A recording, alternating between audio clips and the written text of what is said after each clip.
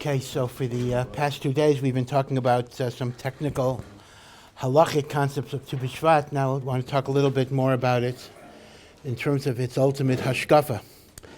I think I mentioned before Sefer Yetzirah, the book of creation, that some are miyaches to Avram Avinu, and some are miyaches even to Adam HaRishon, which describe the process by which HaKadosh Baruch Hu created the world, or the universe, by combining the spiritual energies of the Aleph base.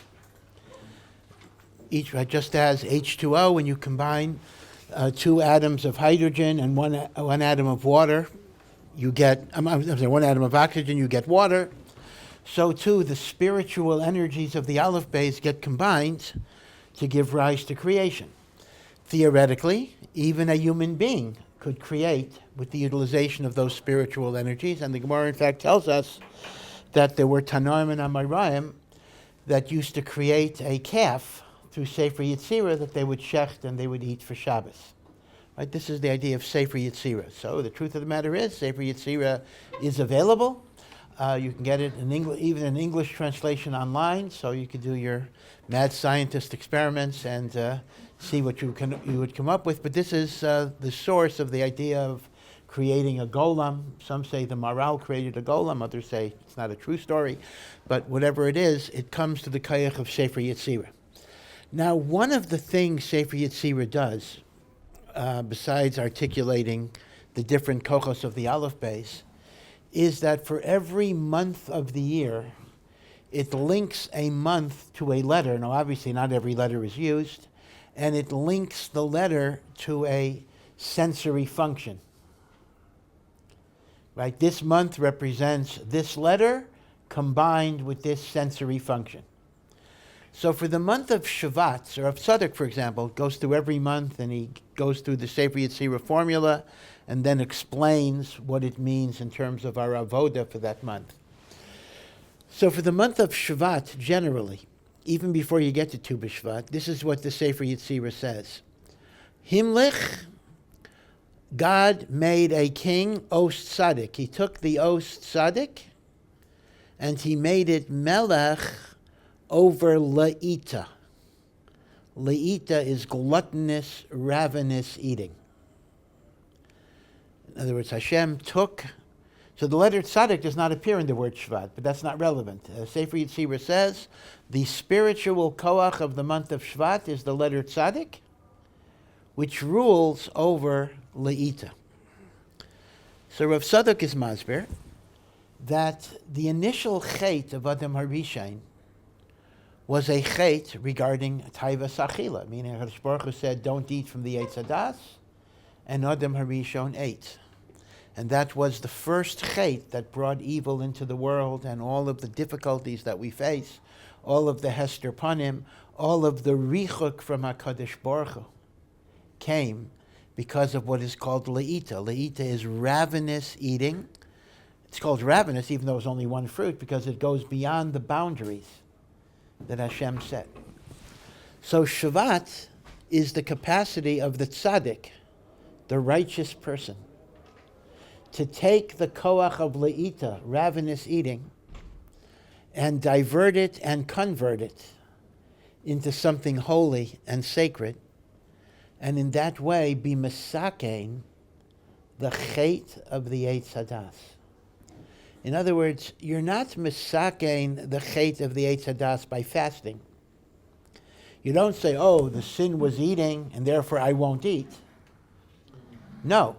You're mesakein the chait of the Eitz Hadas by taking the very action that was a rebellion against Hashem, and then eating l'shem shamayim with proper kavana, so you're kind of liberating the animalistic impulse of eating, and you're elevating it to avodas Hashem. Now this theoretically is an avodah for the whole year, but in the month of Shvat, it's especially mesugal that the inyanim of achila can be elevated. That's what the meaning. Himlich, os tzaddik. Tzaddik is a letter, but it also means tzaddik, right? Himlich, os tzaddik, al haleita. See? So therefore, the idea is that the month of Shvat we try to rectify the chet of Adam Harishain by using achila l'shem shemayim. Now this yesod, which theoretically applies to the whole month, it's not limited to Tu Bishvat, but this was one of the foundations of the Tu Bishvat seder of the Mekubalim, in which they had intricate kavanos to elevate their achila of many different types of fruits, l'shem shemayim, and in that way be metakein, rectify the chet of Adam Harishain. Now, as I say, the teaching of Sefer Yetzirah is not linked to the 15th of Shvat itself, but the Mekubalim took that yesod, and they said that was the central avoda of the Tu Bishvat Seder, the achilas peiros, l'shem bracha, with kavana, mindfulness, hakaras hatayv, all of the attitudes that one has, and in that way you're elevating what is an animalistic activity, and you're sanctifying it, and you're making it holy. And that is what tikkun is. Tikkun is not repudiation. In other words, as I say, the tikkun is not, oh, I ate, so therefore I will not eat. The tikkun is to take the very pa'ula that was a rebellion against HaKadosh Baruch Hu and elevate it. So that's point number one, that we're talking about the tikkun of the chet of the Eitz Hadas. Point number two, you may remember the Gemara in Brachas that says anyone who eats food without a bracha is as if they're stealing from Hashem, because that's a famous contradiction. One pasuk says, L'Hashem ha'aretz umloa, Hashem owns everything. And the other pasuk says, Hashemayim shemayim l'Hashem. The heavens are God's. Ha'aretz nasan livnei adam, the earth he gave to people. So which is it? Is it L'Hashem ha'aretz or ha'aretz nasan livnei adam? So the Gemara's answer is, Kan kaidem bracha, before the bracha, it belongs to God. So if I eat an apple without a bracha, I'm stealing from Hashem. After I make a bracha, Hashem has given me permission, right? So ha'aretz nasan livnei adam is achar ha'bracha.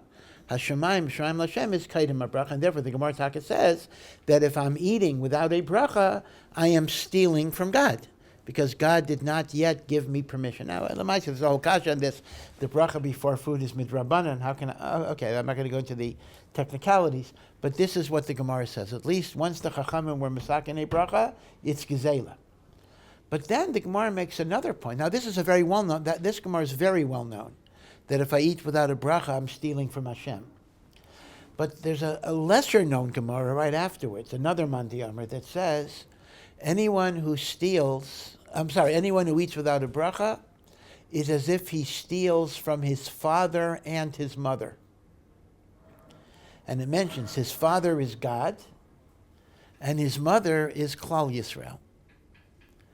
So in other words, when I eat without a bracha, I'm stealing from God and I'm stealing from the Jewish people. So what does that mean? I understand stealing from God, because God owns everything, and God only gave me permission if I make a bracha. So if I don't make a bracha, I'm stealing from God. But in what way am I stealing from the Jewish people? If I eat without a bracha, what am I taking away from you? So the Arizal says a beautiful thing.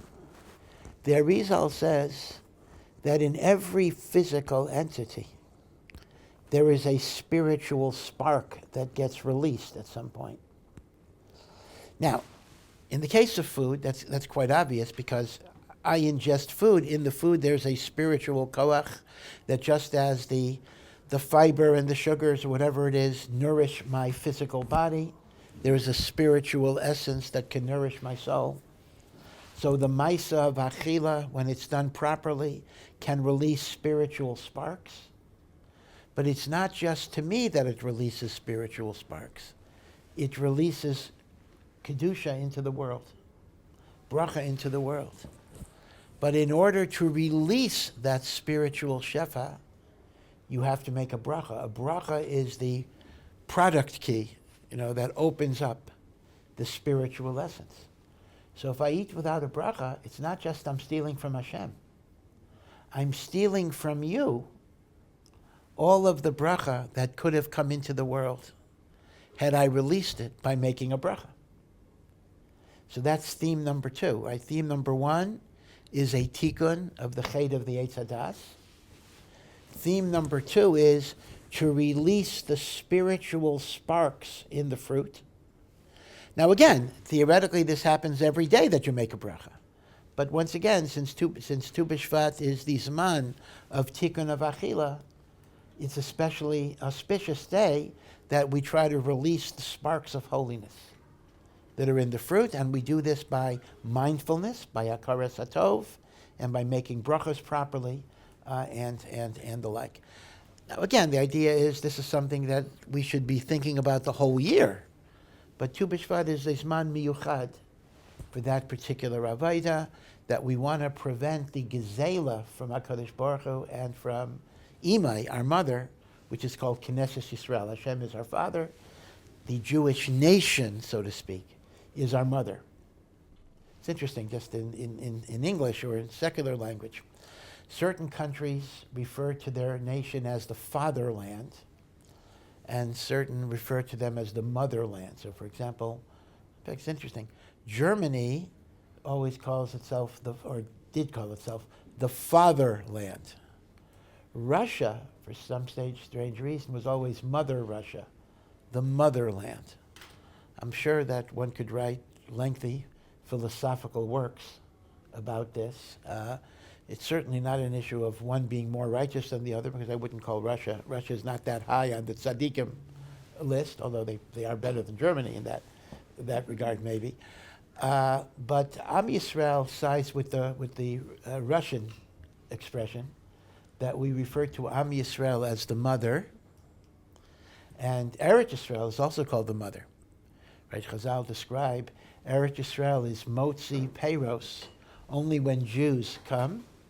Right? It's not fertile when Jews aren't here, because it's like a mother who cooks for her children. So when the kids come home, mom will do a lot of cooking.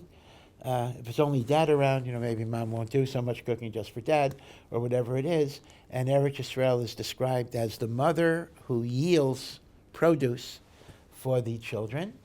And as you see from the Gemara, Hashem is our father. Knesset Yisrael, the Jewish nation, is like our mother. Right? So it's kind of like motherland, Mother Russia, whatever it would be.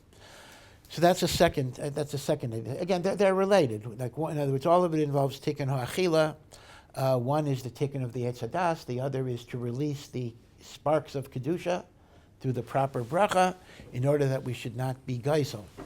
Now, there's a third idea in the Tu B'Shvat ritual, and that is the idea that although Tu B'Shvat is called the Rosh Hashanah Li'Lanais, the New Year of the trees, in fact, we find that a human being is called a tree.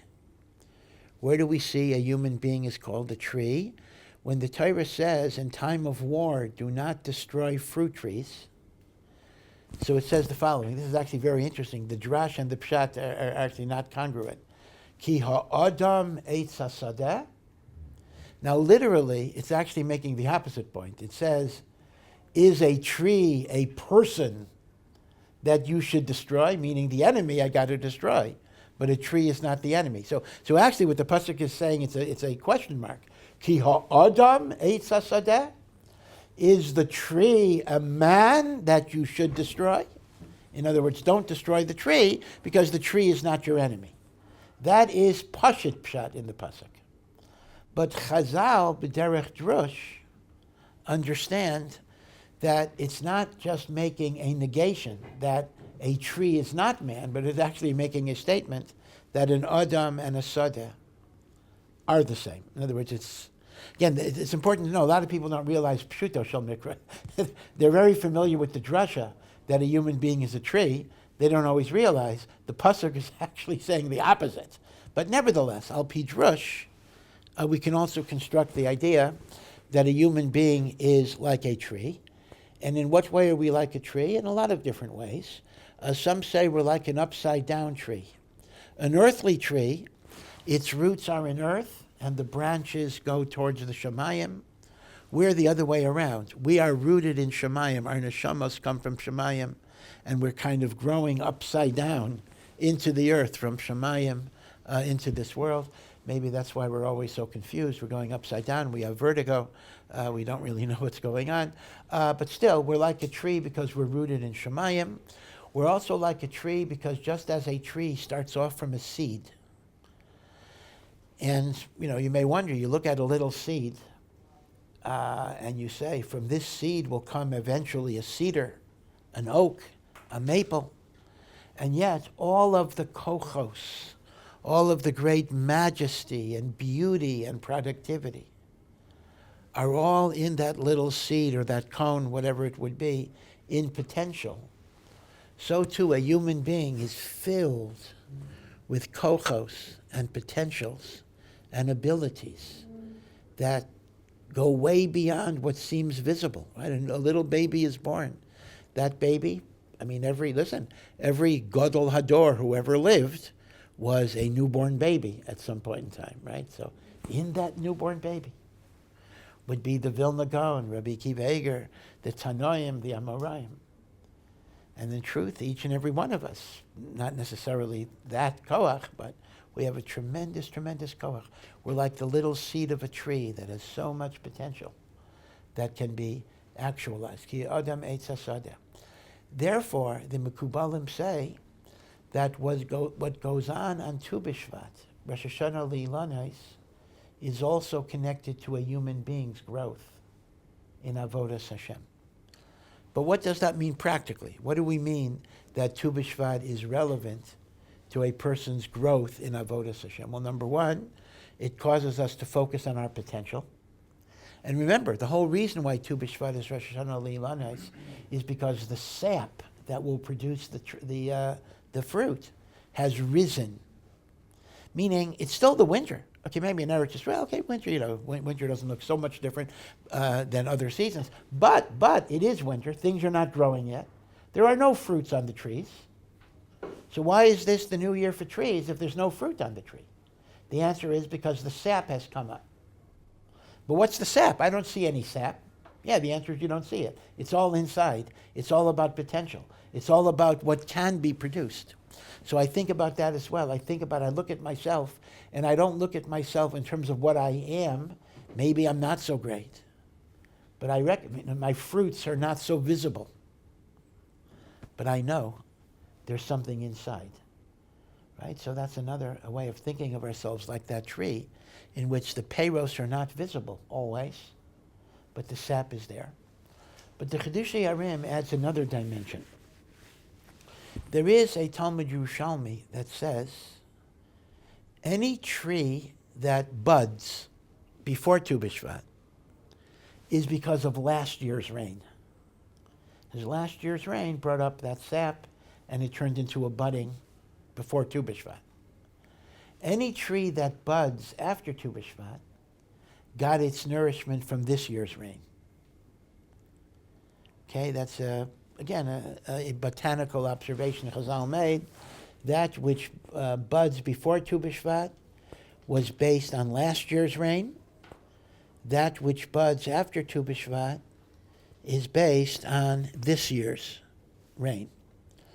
So says the Chidushei Harim, the word Geshem, which is rain, also refers metaphorically to all types of brachos that Hashem gives. Everything is called Geshem. The Torah that you learn is called Geshem. Torah is compared to water. The Parnasa that you make is called Geshem.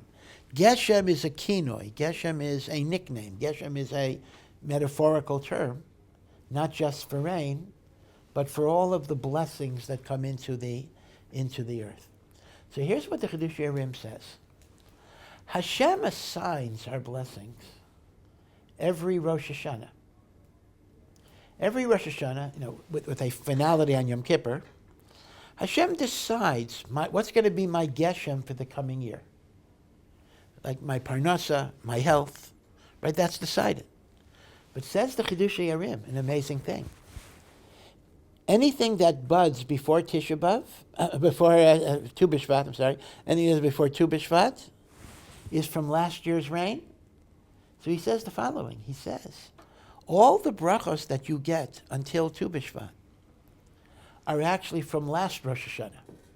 In other words, last Rosh Hashanah, was, let's say, 5783, meaning we're like a tree. So essentially, we're still in 5783 until Tu B'Shvat. Therefore, he says, all of the shefa that we get is living off the shefa of last Rosh Hashanah, 5783, and anything that happens after Tu B'Shvat is from 5784. Therefore, the Chidush Yerim says, if you're a spiritually sensitive person, you will be margish, a difference between pre-Tu B'Shvat and post-Tu B'Shvat. Now, hopefully it'll be for the better. That's what we hope. It might be for the worse, because the point is, you're drawing on a different source of bracha. Before Tu B'Shvat, I was drawing on the 5783 bracha. After Tu B'Shvat, I'm drawing on the 5784 bracha.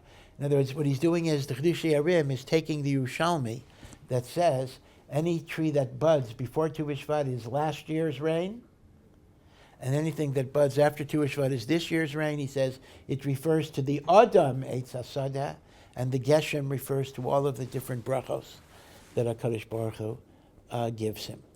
Now, in truth, we begin to get a little bit of the new Shefa from Rosh Chodesh Shvat. And in fact, he wants to say that if you remember, we had a Machlokas Beis Shammai and Beis Hillel. Beis Shammai says you start, the Rosh Hashanah Li'Lanais is Rosh Chodesh Shvat, and Beis Hillel says the Rosh Hashanah Li'Lanais is the 15th of Shvat. Now, there's a Gemara in Yevamos that says Beis Shammai had sharper intellects than Beis Hillel. The halachas like Beis Hillel because of their humility, etc. Beis Shammai were smarter, whatever that means.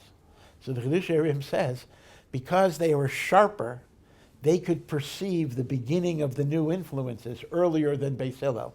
They perceived the 5784 coming through the cracks as early as Rosh Chodesh Shvat. Beis Hillel, who weren't as acute, they couldn't perceive it until the 15th of Shvat. That's the Chidush Mechadedei Tvei. Beis Shammai is sharper, was Gufa the reason why they started the new year for the trees, Rosh Chodesh Shvat. So as a result, Tu B'Shvat as a Rosh Hashanah Li'Lanot is also a Rosh Hashanah for us, in the sense that this is when we begin to draw down the hashpa'ot that Hashem gave us on Rosh Hashanah.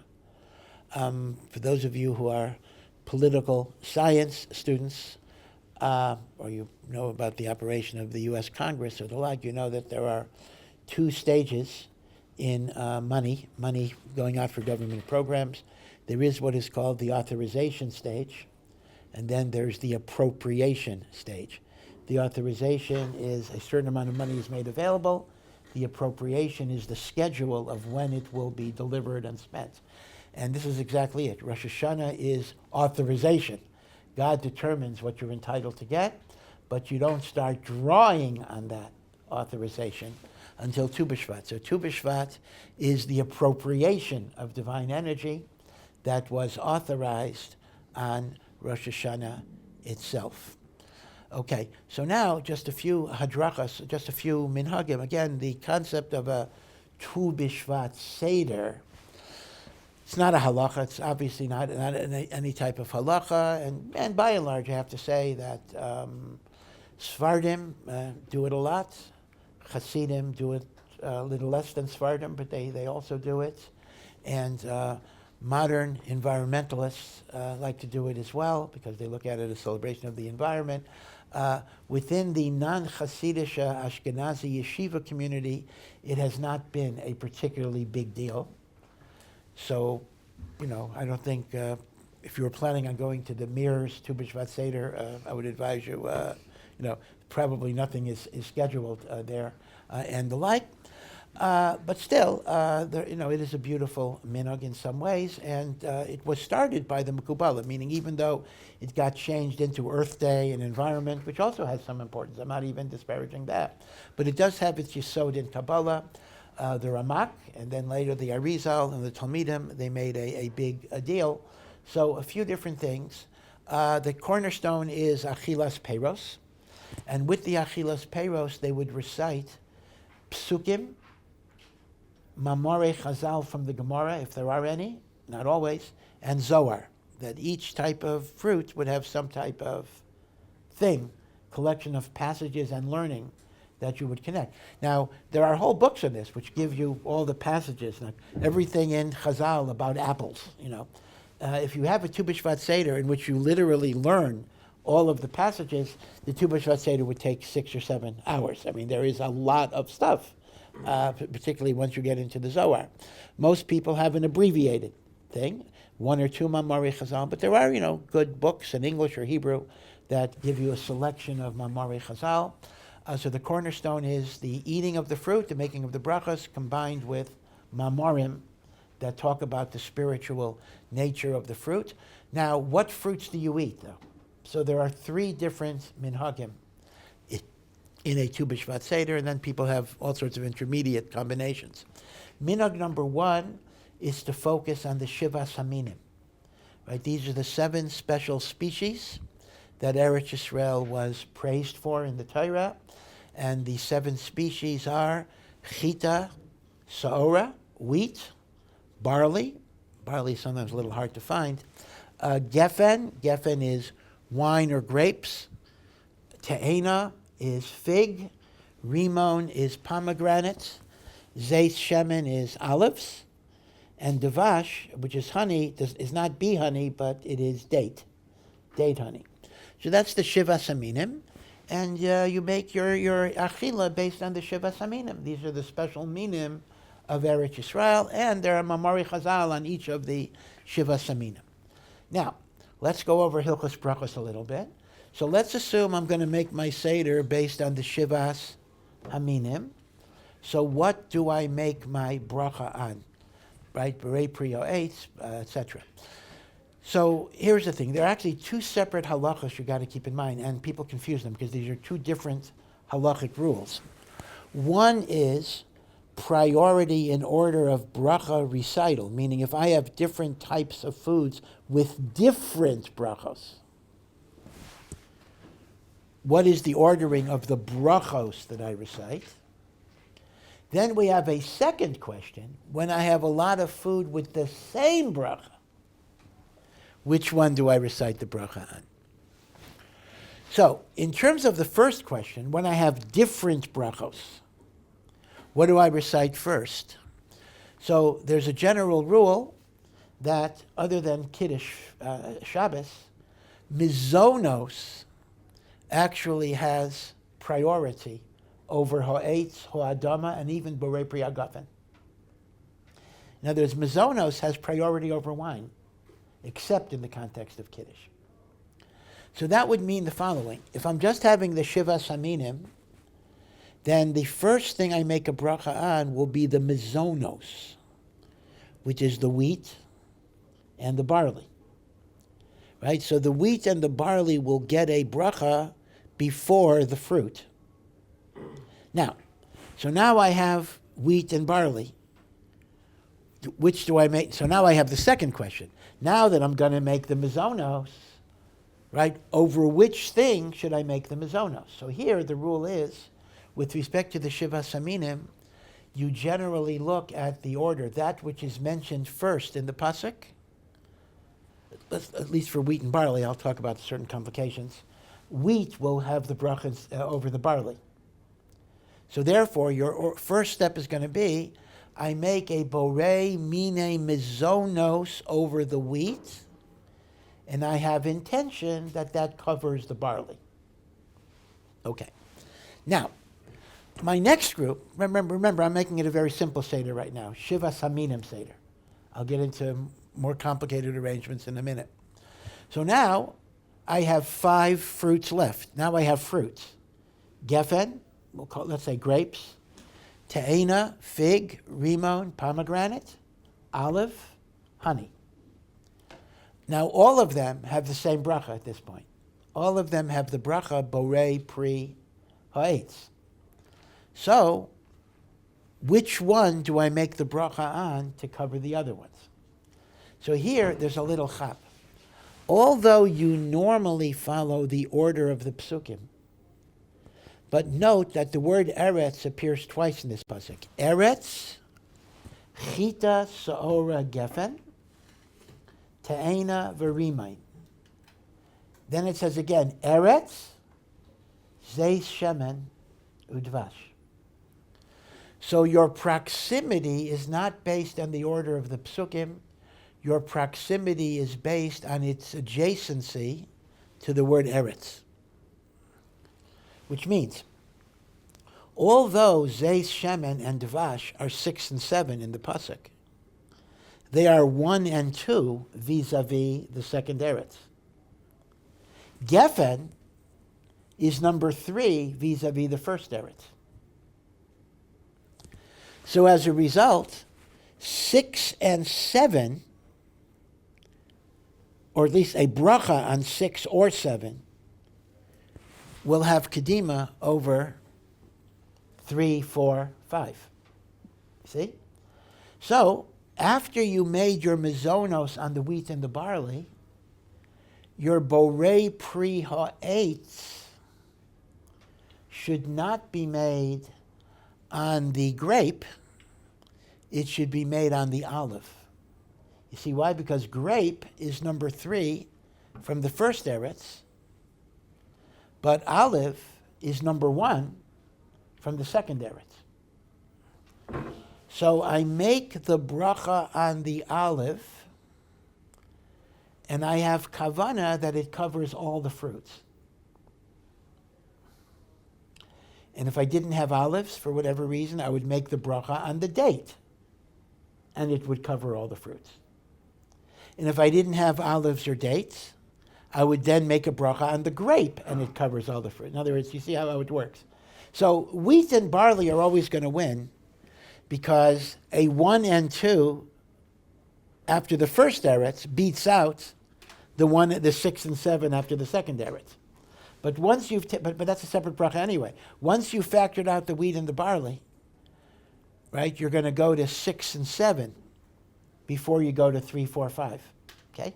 Now, here is another misconception a lot of people have. People think that I got to continue this order, meaning to say I eat the olive, and then I have to eat the dates, and then I have to eat the grape, and then I eat the fig, and then I eat the pomegranate, because I got to follow the order of the psukim. Not true. Because the halacha that you follow the order, okay, a lot of people don't realize this, is only telling me what I make the bracha on. Meaning if I have a lot of different fruits, what do I make the bracha on? And that depends on the ordering of the psukim. Once I have made the bracha on the fruit, I've chosen the fruit upon which I make the bracha, and that covers all the fruits. Under those circumstances, I can eat the remainder in any order, because there's no other bracha I have to make. Now, again, I'm supposed to eat the Shiva Saminim. I'm supposed to eat something of all 7. But there's no chiyuv to eat them in any particular order. Okay, everyone understands this idea. By the way, on Rosh Hashanah, this raises a problem as well. On Rosh Hashanah, first night of Rosh Hashanah, some people do it second night. So we have these symbolic foods. And among them is an apple and honey. And then among them is a date. Now, in the standard Sidurim, it always says you make a brei prates on the apple, and then you eat the date. It's a very big problem, because just as, well, first of all, a Shiva Saminim always beats out not Shiva Saminim. So Lamaisa, the date should be number 1. So the Emes says some people do have the minhag of eating the date before the apple. Others don't bring the date to the table. So if the Shiva Saminim is not on the table till after the apple, you can make the bracha on the apple and then bring it in. Okay. But again, in the model of the Tu B'Shvat Seder I've given you, you don't even have that problem because you're only going with the Shiva Saminim. Okay. So that's minhag number 1. Minhag number 2 is to eat 12 types of fruits and some vegetables. This would include the Shiva Saminim, but in addition, different things are added. Some add an esrog and the like. And if you're eating a vegetable, you'd also have to make borei pri adama on it as well. What is the significance of 12, though? What is 12? So there's the 12 shvatim. But again, the Mekubalim say if you take Yud Kei Vav Kei, like the Shem HaMefarish, and two of the letters are the same, Yud and a Hey and a Vav and a Hey, there are actually 12 ways you can arrange those different Shemos of Hashem. There's Yud Kei Vav Kei, there's Yud Vav, Hey Hey, etc. And these are called Serufim, combinations of the Shem Havaya. In fact, in Kabbalah, some Sidurim even have this. Every month is governed by a different combination of the Shem Havaya that represents different spiritual energies. And since Tu Bishvat is drawing down a spiritual sustenance for the whole year until next Tu Bishvat, you want to eat and have kavanah, the Mekubal would have, for every different combination of Hashem's Shem. And that's why 12 different types of fruits are keneged the Yud-based Serufim. Serufim are letter combinations of the Shem Havaya. So that's minhag number 2. Again, Shiva Saminim plus. And then there are different lists. What are your plus? Tapuach, etc. And they also have Mamari Chazal. Now, minhag number 3 is the long form, just like income tax. You have 1040A and 1040, right? Long form, short form. So if you really have a long form to Bishvat Seder, you eat 30 types of fruits and vegetables. Again, Shiva Saminim plus a lot more stuff. Now, where do you get 30? So 30 is very, very fascinating. And now you see the Kabbalistic roots, how all of this is so based in Kabbalah. Remember that we spoke about 4 worlds that come from HaKadosh Baruch Hu's essence. There is the world of emanation, that's called the world of Atzilus. And then it gets more physicalized, and it becomes the world of Bria, the world of creation. And then it becomes the world of Yitzira, the world of formation, until we hit this concrete, totally physical world, which is the world of Asiya. Right? This is called Avya. Avya. Aleph, Beis, Yud, Ayin. Atzilus, Beria, Yetzira, Asiya. We go from the totally spiritual to an increasingly more physical world. Now, in the world of Atzilus, there is no physicality bichlal. But each of these worlds is created by 10 spheros, meaning there are 10 spheros within the world of Atzilus, 10 spheros in the world of Beria, of Yitzira, of Asiya, and the lowest sphera of a higher world becomes the highest sphera, right? The Malchus of Atzilus becomes the Keser of Bria, and the Malchus of Bria becomes the Keser of Yitzira. And the Malchus of Yitzira becomes the Keser of Asiya. You see, the lowest becomes the highest level for the next world. So here is the imagery that Mekubalim have. The classification of 30 fruits, listen to this, are divided into 3 categories of 10 each. Category 1 are fruits that are totally edible. There is nothing you have to discard. An example would be a seedless grape. I eat the whole thing. Some would say an apple. Again, the machlok is how you count it, but some people chew the seeds, etc. So category 1 are 10 fruits that are totally edible. I'll show how this connects in a moment. Category 2 are 10 fruits that are edible on the outside, but they have an inside pit that's not edible. An example would be a peach and an apricot. Category 3 are fruits and vegetables that are edible on the inside, but there's an inedible shell on the outside. That would be a banana. That would be an orange. That would be a coconut. Right? The outside shell of a coconut. So the order of progression is 10 fruits that are totally edible, 10 fruits that are edible on the outside but have an inedible core, and then 10 fruits or vegetables that have an inedible outside rind. What does it represent? So they say the following. There are no fruits that you could eat that bring down hashpa'ah from Atzilus, because Atzilus is not connected to physicality at all. Atzilus, they say you should have besamim that you smell to bring down. So what you want to do is you want to bring a Kedusha down from Atzilus into Bria, into Yetzirah, into Asiya. Now, as we want to go up to the highest level and bring things down to the lowest level. And the Achila kind of brings this down. It releases the bracha. Atzilus, there is no physical fruit that is connected to Atzilus. Reyach is connected to Atzilus. So you would start with besamim. Now, the next level of fruit has no klipa, has no inedible pit, and no inedible outside. It represents something totally good. That represents Bria, which is the beginning of physicality, but in the context of Kulo Tov. So when I eat those fruits, I'm bringing spiritual energy from the world of Bria down to Yetzirah. The next level are fruits that will have a certain amount of blockage in them. But the blockage is inside, meaning most of the fruit bursts out. That is taking spiritual energy from Yetzirah. And the first is Bria.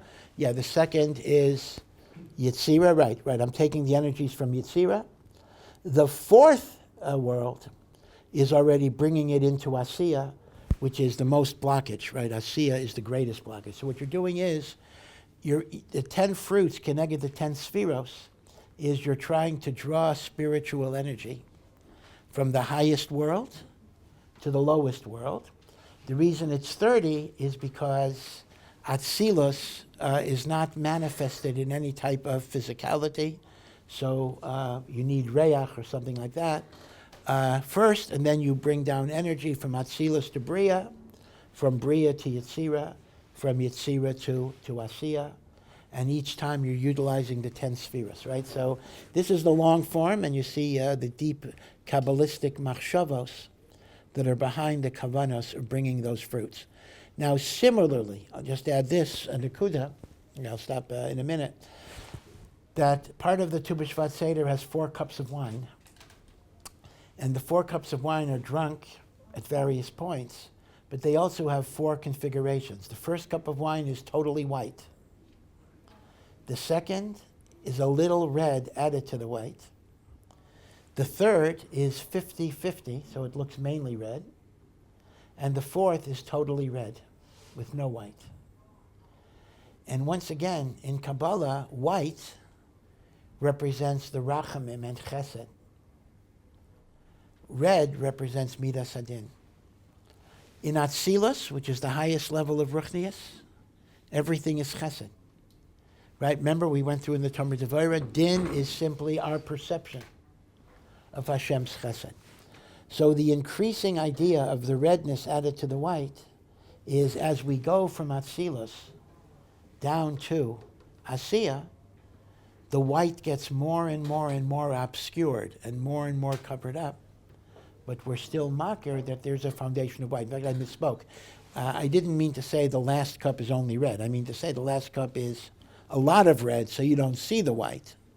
But there's still going to be white wine there, right? So once again, you're going from the pure rachamim of Atzilus down to the mainly obscured rachamim that's covered up by din that we see in the world of Asiya, right? So these are some of the ideas of the Tu B'Shvat Seder. And again, as I say, it's something to think about, something that's nogea l'maisa, even for our avodah during the year. Okay?